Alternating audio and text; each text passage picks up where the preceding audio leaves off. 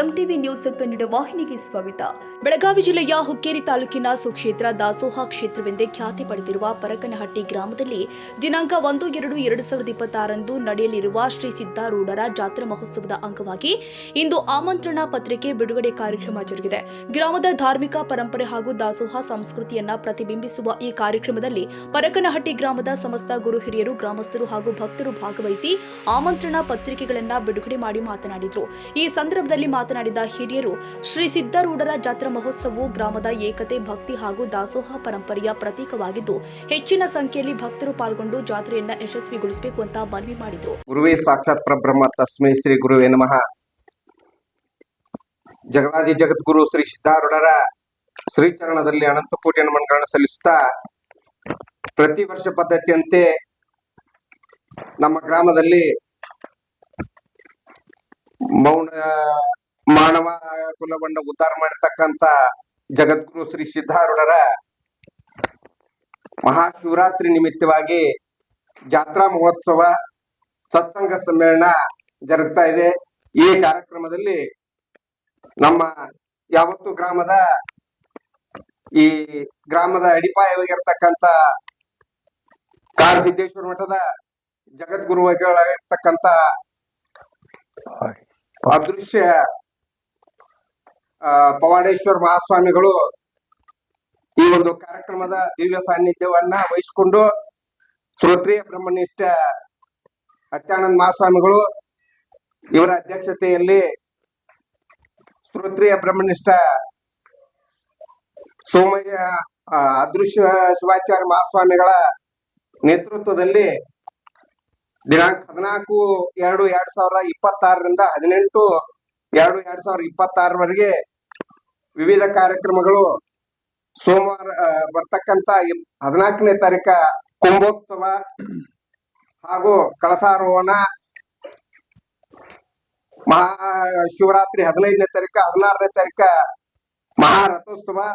ಅದರೊಂದಿಗೆ ದಿನಾಲು ಸತ್ಸಂಗ ಸಮ್ಮೇಳನದಲ್ಲಿ ಪ್ರವಚನ ಕಾರ್ಯಕ್ರಮ ಜರುಗುವುದು. ಇದರಲ್ಲಿ ನಮ್ಮ ಗ್ರಾಮದ ಎಲ್ಲ ಪ್ರಮುಖರು, ಯುವಕರು, ಭಜನಾ ಮಂಡಳದವರು ಎಲ್ಲರೂ ಸೇರಿ ಈ ಒಂದು ಕಾರ್ಯಕ್ರಮವನ್ನ ಅತ್ಯಂತ ವಿಜೃಂಭಣೆಯಿಂದ, ಪ್ರೋತ್ಸಾಹದಿಂದ ನಡೆಸಿಕೊಡ್ತಾ ಇದ್ದಾರೆ. ಇದರಲ್ಲಿ ಎಲ್ಲರೂ ಪಾಲ್ಗೊಂಡು ಕಾರ್ಯಕ್ರಮವನ್ನು ಯಶಸ್ವಿಗೊಳಿಸಬೇಕಂತ ತಮ್ಮಲ್ಲಿ ಕೇಳ್ಕೊಳ್ತಾ ಇದ್ದೇನೆ.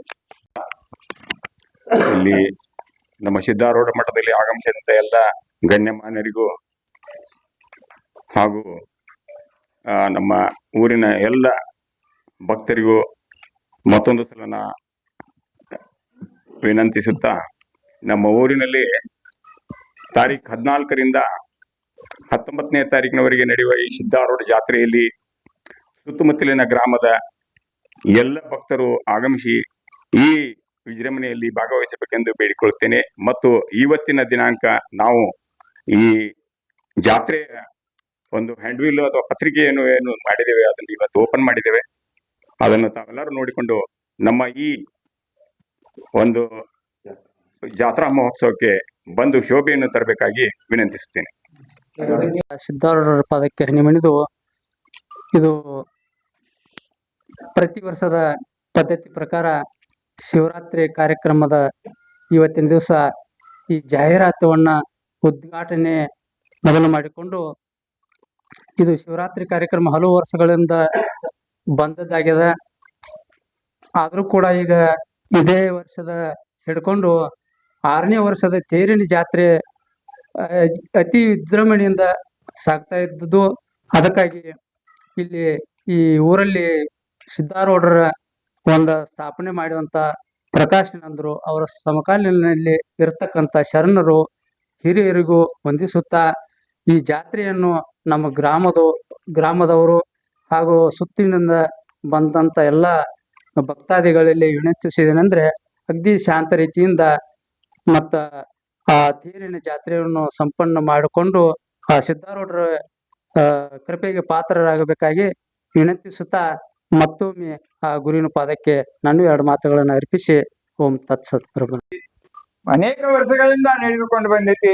ಇದು ವರ್ಷ ಆದರೂ ಸಹಿತ ಆ ಕಾರ್ಯಕ್ರಮವನ್ನ ಯಾವುದೇ ಅಡೆತಡೆ ಆಗದಂತೆ, ಯಾವುದೋ ವೈರತ್ವ ಭಾವವಿಲ್ಲದೆ ಎಲ್ಲರೂ ಕೂಡಿಕೊಂಡು ಶಾಂತ ರೀತಿಯಿಂದ ಒಂದು ಸಿದ್ಧಾರೂಢನ ಸೇವೆಯನ್ನು ಮಾಡಿದ್ದಾದ್ರೆ ಏನಾಗ್ತೈತಪ್ಪ ಅಂದ್ರ ಅವ ಜನರ ಒಂದು ಕಲ್ಯಾಣವನ್ನ ಮಾಡುವ ಸಲುವಾಗಿ ಆ ಕಾರ್ಯವನ್ನ ನೆರವೇರಿಸಿದಾರ.